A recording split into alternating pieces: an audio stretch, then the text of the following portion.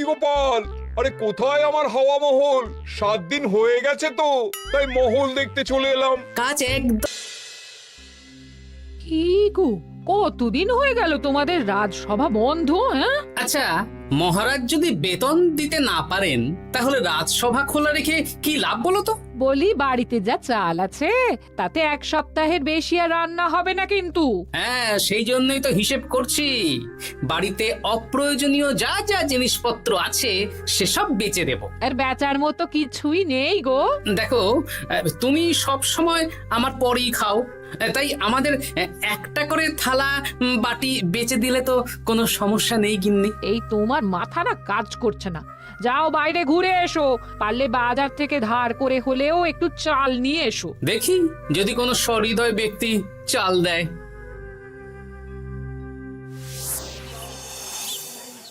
না গোপাল দাদা, বাজারের অবস্থা খুব খারাপ, আর আমি ধারে বিক্রি করছি না। আহা, আরে আমি কোনোদিন তোমার একানাও বাকি রেখেছি বলো? আমি বুঝতে পারছি গোপাল দাদা, কিন্তু আমিও নিরুপায়। গত মাসের বেতন এখনো পাইনি। মহারাজ অনির্দিষ্ট কালের জন্য রাজসভা বন্ধ রেখেছেন।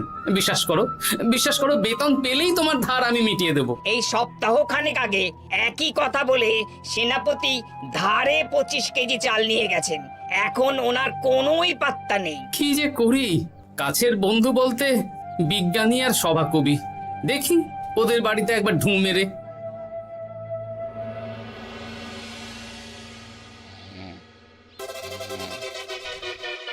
কৃষ্ণনগর কৃষ্ণনগর কৃষ্ণনগর শূন্য। হ্যাঁ, এবারে একটা মোহরও নেই। জাহাপানা সর্বনাশ হয়ে গেছে। কি হলো, পালে বাঘ পড়েছে নাকি? এই ঘুমের 12টা বাজিয়ে দিলে। জাহাপানা, এবারে কৃষ্ণনগর থেকে একটা মোহরও খাজনা আসেনি। হ্যাঁ, বলো কি? 1 মাস আগে বাৎসরিক খাজনা দেওয়ার শেষ দিন ছিল, কিন্তু এখনো একটা মোহরও খাজনা আসেনি। না জাহাপানা। পড়েছে এই বেগমের জন্য হীরের হার, হীরের কানের দুল, হীরের নাকছাবি বানাতে দিয়েছি। উজির, যা হোক করে কৃষ্ণনগর থেকে আমার খাজনা চাই চাই। তাহলে তো কৃষ্ণচন্দ্রকেই তলব করতে হবে। যা করার করো। বাবা, এই সময় তোমার শখ হয়েছে ময়না পোষা? আরে না না, আমি পুষিনি। একটা পশ্চিমের গ্রামে কদিন আগে ঘুরতে গিয়েছিলাম। আচ্ছা, ওখান থেকে নিয়ে এসেছো? না, তাও আনিনি, ছোলা খেতে দিয়েছিলাম। দেখি তারপর আমার পিছনে পিছনে উড়ে উড়ে চলে এসেছে। বাহ বাহ বাহ, এ তো ভালো কথা। বিয়ে তো করলে না, তাও একটা সঙ্গী জুটেছে। এ যে সে পাখি নয় গোপাল, এ ময়না কথা বলে, দেখবে। এই ময়না, বলো তো গোপাল এসেছে। আরে বাস, বলো তো গোপালের ভুঁড়ি আছে আমার নেই। বেশ বেশ বেশ। এ ভোরবেলা আমার কাছে আসে, সারাদিন আমার কাছে থাকে, আবার সন্ধে হলেই নিজের বাসায় নিজে নিজেই ফিরে যায়। বুদ্ধিমান পাখি। ওই গ্রামে শাখে শাখে ঝাঁকে ঝাঁকে ময়না। বেশ, বুঝলাম। তা বিজ্ঞানী, তোমার কাছে আমি আসলে একটা দরকারে এসেছি।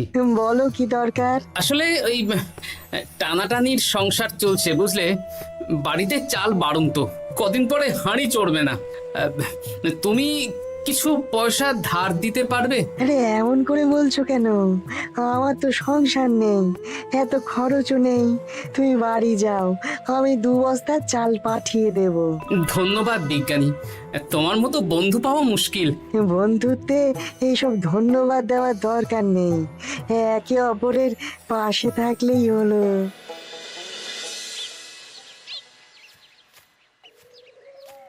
এ কি গো, খালি হাতে ঢুকছো যে?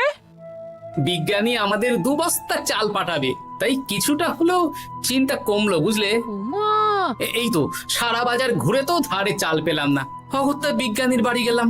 উনি সত্যি তোমার বন্ধু? হ্যাঁ, হ্যাঁ গিন্নি, জানি না কতদিন আমাদের রাজসভার সমস্যাটা চলবে। দেখি অন্য কোনো কাজে লাগতে হবে, বুঝলে। এই দেখো দেখো, যা করার তাড়াতাড়ি করো, এভাবে তো আর চলতে পারে না গো। কি নবাব বাহাদুর আমাকে ডাকছেন? হ্যাঁ, জাহাপনা আপনার উপরে রেগে আছেন। অতি সত্বর আপনাকে দেখা করতে বলেছেন। এবারে চাষাবাদের মন্দার কারণে রাজস্ব আদায় তেমন ভালো হয়নি, তাই খাজনা পাঠাতে পারিনি। আর কিছুদিন অপেক্ষা করতে বলুন, আমি ঠিক খাজনা পাঠিয়ে দেব। এখন আর খাজনা নিয়ে কথা বলবেন কিনা জানি না। আপনাকে নবাব এই আদেশ পাঠিয়েছেন, আপনি 2 দিনের মধ্যে নবাব বাহাদুরের সাথে দেখা করবেন। আচ্ছা ঠিক আছে।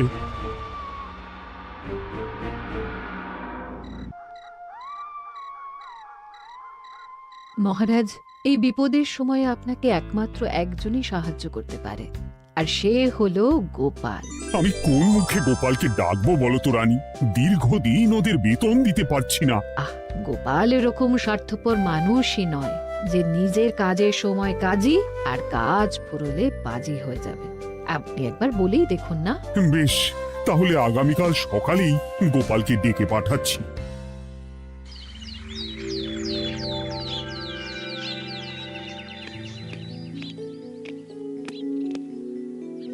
আসতে পারি মহারাজ? হ্যাঁ গোপাল, এসো এসো।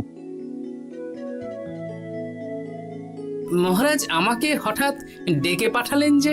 শোনো, নবাব বাহাদুর বলেছেন ওখানে যেতে হবে, কারণ এবারে কৃষ্ণনগর থেকে কোনো খাজনা পৌঁছয়নি। মহারাজ, আপনি গেলেও বিপদ, না গেলেও বিপদ। হ্যাঁ, সেটাই তো আমাকে সবচেয়ে বেশি ভাবাচ্ছে, কিন্তু না গেলেই যে নয়। তাহলে এক কাজ করি মহারাজ, আমিও বরং আপনার সাথে যাই। যা বিপদ আসবে একসাথে লড়বো। ও গোপাল, তুমি যেন আমার বুক থেকে পাথর নামিয়ে দিলে।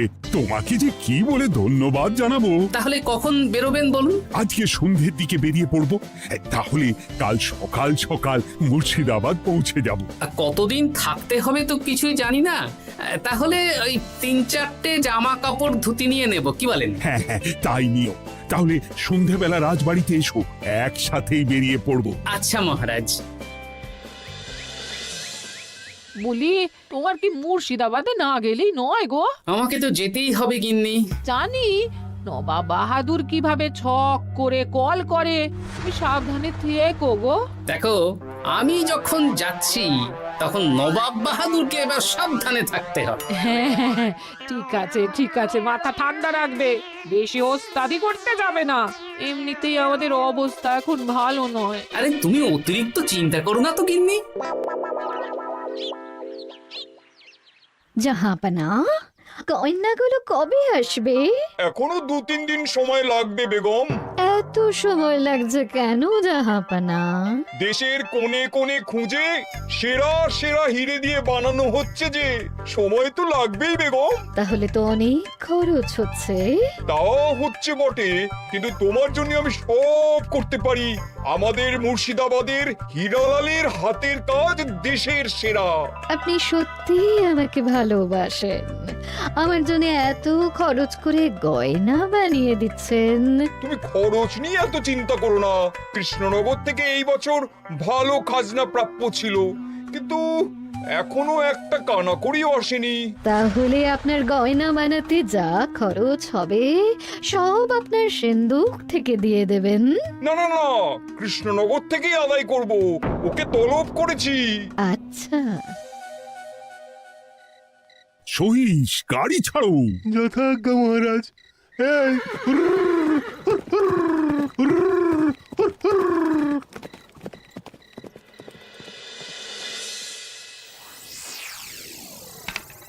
এত রাতে আবার কে এলো রে বাবা?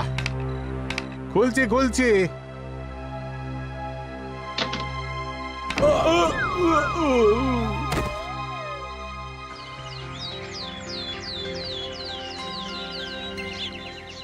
সর্বনাশ হয়ে গেছে জাহাপনা। কি হয়েছে হীরালাল? নবাব বাহাদুর, মহারাজ কৃষ্ণচন্দ্র আর গোপাল এসেছেন আপনার সাথে দেখা করতে। ওদের দরবারে আসতে বলো। হ্যাঁ, এবার বলো হীরালাল, কি হয়েছে? তোমার মাথায় পট্টি কেন? জাহাপানা, গত রাতে আমার সর্বস্ব লুট হয়ে গেছে। বলো কি হীরালাল, তোমার কাছেই তো বেগমের হীরের সব গয়নাগাটি বানাতে দিয়েছিলাম। হ্যাঁ জাহাপানা, সব গেছে। আমার মাথায় মেরে সব লুট করে নিয়ে গেছে। এবার আমি কি করব জাহাপানা?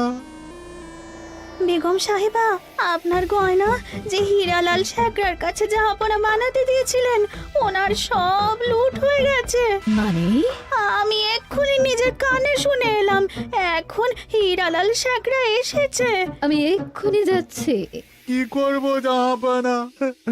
আমার তো সব শেষ হয়ে গেল। আমি কোনো কথা শুনতে চাই না। আমার ওই হীরের গয়নাগুলো চাই। চাই বললেই তো পেয়ে যাবে না। এখন এই গয়না শুধু নয়, হীরালালের সব সোনা দানা চুরি হয়ে গেছে। সেগুলো খুঁজে পেতে হবে। বিগত কয়েক বছর আমার মুর্শিদাবাদে কোনো চুরি ডাকাতি হয়নি। প্রত্যেকটা গ্রামবাসী সুখে শান্তিতে আছে। বাইরের কোনো শত্রু আসারও সুযোগ নেই।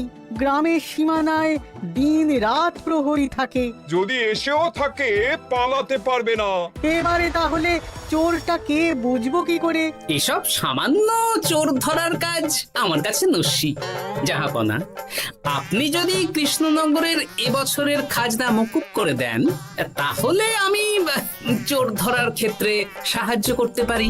ঠিক আছে কৃষ্ণচন্দ্র, তোমার এই গোপাল যদি চোর ধরে দিতে পারে, তাহলে এবছরের খাজনা মুকুব। আগে আমি ওই শেখরার সাথে একান্তে কিছু কথা বলতে চাই। বেশ, প্রহরী প্রহরী, তুমি গোপাল আর শেখরাকে একটা ঘরে নিয়ে যাও। আসুন।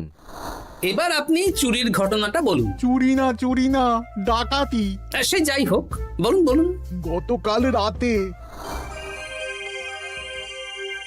তারপর সকালে জ্ঞান ফিরে ঘরে গিয়ে দেখি সব ফাঁকা। আমার ঘরের সাথেই লাগোয়া দোকান। আচ্ছা, দেখুন, আমি আপনার কথা শুনে আর একটু আগের যা আলোচনা শুনলাম, তার থেকে মনে হচ্ছে এই চোর স্থানীয় চোর। কি করে বুঝলেন? কারণ বাইরের চোর হলে তো এত নিখুঁত কাজ করা সম্ভব নয়। চোর নিশ্চয়ই আপনাকে ব্যক্তিগতভাবে চেনে। হ্যাঁ, এবার মশাই আপনি বলুন তো, আপনার কোনো শত্রু আছে? না, শত্রু নেই তেমন। আমার সাথে কারো সম্পর্ক খারাপ নেই। আর আমাদের পাড়ায় সবাই ব্যবসায়ী, সবাই সম্ভ্রান্ত লোকজন। বেশ, তাহলে সব ব্যবসায়ীদেরকেই ডাকতে হবে। আমি নবাব বাহাদুরকে বলে দিচ্ছি, আপনি এখন আসুন। নবাব বাহাদুর, আপনি ওই গ্রামের সকল ব্যবসায়ীদের আপনার মহলে ডাকার ব্যবস্থা করুন। সবাই কিন্তু বেশ সম্ভ্রান্ত ব্যবসায়ী। সে হোক না, ওই গ্রামে তো সবাই ব্যবসায়ী, আর বাইরের কোনো লোক গ্রামে ঢোকেনি বা বাইরেও যায়নি। তাই যদি কেউ চোর থেকে থাকে, তাহলে ওই ব্যবসায়ীদের মধ্যেই আছে। বেশ, আমি সবাইকে আমার মহলে নিয়ে আসার ব্যবস্থা করছি। আর একটা ফাঁকা বড় ঘর চাই, যেখানে চোর ধরার পরীক্ষা হবে। আর সেই ঘরে আমাদের কৃষ্ণনগরের ঘোড়া চোর ধরবে। হ্যাঁ, ঘোড়া চোর ধরবে? হ্যাঁ, যে ঘোড়ার গাড়িতে আমরা এসেছি সেই ঘোড়া। যদি চোর না ধরতে পারো, তাহলে পুরো খাজনা তো গায়ের জোরে নেব, সাথে সাথে কৃষ্ণনগরটাও কেড়ে নেব। আমার উপর একটু ভরসা রাখুন নবাব বাহাদুর, আর যা বললাম করুন। বেশ, শুনুন, এই ঘরে আমার এক প্রিয় ঘোড়া আছে, আর সামনে একটা বালতিতে ছোলা সেদ্ধ রাখা আছে।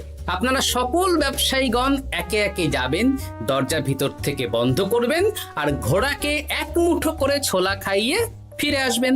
তারপর কি বাড়ি চলে যাব? না, সবার ছোলা খাওয়ানো হয়ে গেলে আমি ঘোড়ার কাছে যাব, আর ঘোড়া কানে কানে আমাকে বলে দেবে কে চোর। তাহলে আর দেরি কেন, সবাই একে একে যাও।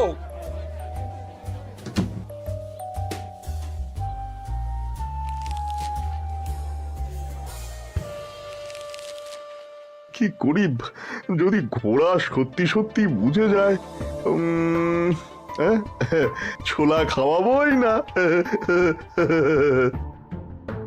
ব্যাস, ছোলা খাওয়ানো হয়ে গেল। এবার গোপাল বলো তো কে চোর?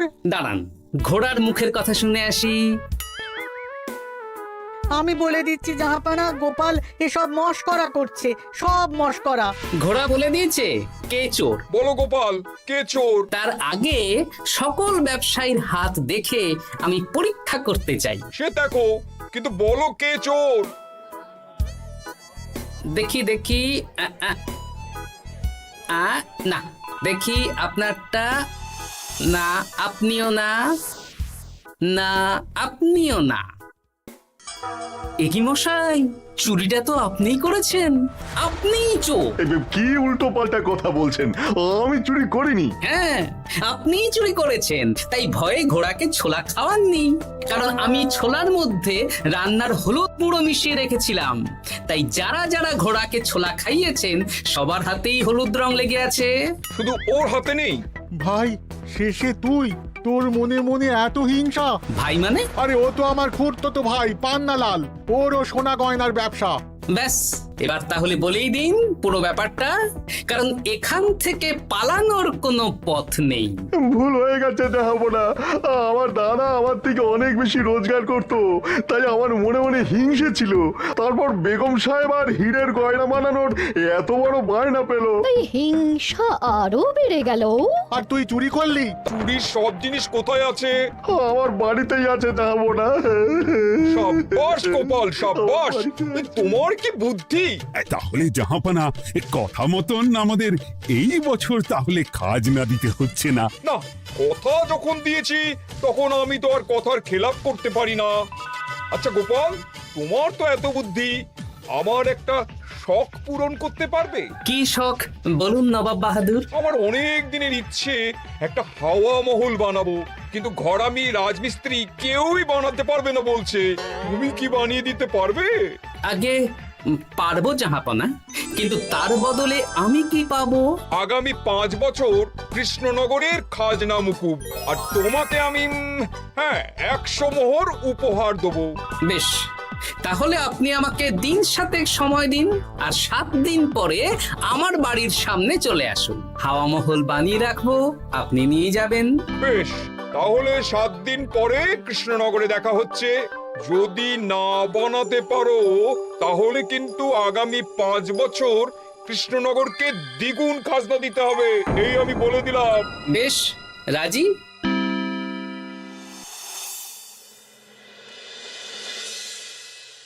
বেশ তো বড় মুখ করে বলে দিলে হাওয়া মহল বানাবে। রাজি রাজি। এবার যদি না বানাতে পারো, সব তো উল্টে যাবে। আপনি চিন্তা করবেন না মহারাজ, নবাব বাহাদুর আমাকে প্যাঁচে ফেলতে চেয়েছেন, তাই আমিও ওনাকে ঘোর প্যাঁচ দেব।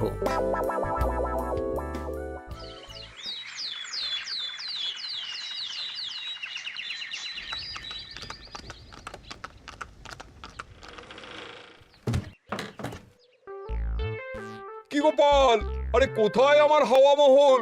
7 দিন হয়ে গেছে তো, তাই মহল দেখতে চলে এলাম। কাজ একদম শেষ পর্যায়ে, চলুন পশ্চিমের মাঠে চলুন। গিন্নি, তুমি মহারাজকে খবর দাও আর বলো পশ্চিমের মাঠে চলে আসতে। আরে তাড়াতাড়ি কর, তাড়াতাড়ি কর।